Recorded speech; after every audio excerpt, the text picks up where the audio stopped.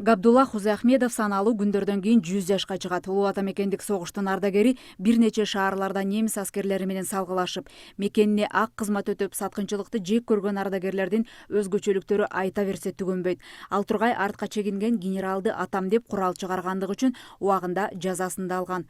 100 жаштагы карыя үйлөнүп балалуу болгон эмес, бүтүндөй өмүрүн жаңы нерселерди үйрөнүүгө сарптаган.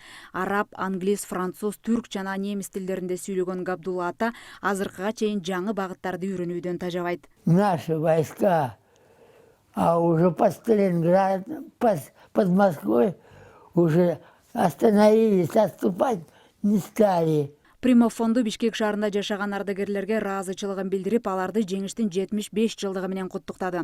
Азык-түлүктөр камтылган белек, акчалай сыйлык жакында эле жубайынан ажыраган Роман Федесеевичтин көңүлүн бир аз да болсо көтөрүп, жаш балача сүйүнүп, көп азыктарга 2 муздаткычым бар деп шашкалактап турду.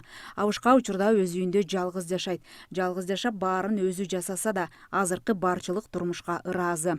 Анын жаштыгы тартыш заманда, жигиттик доору кандуу согуш талаасында өткөн учурдагы кыйынчылыктарды кенебейт. Глаза и мозг.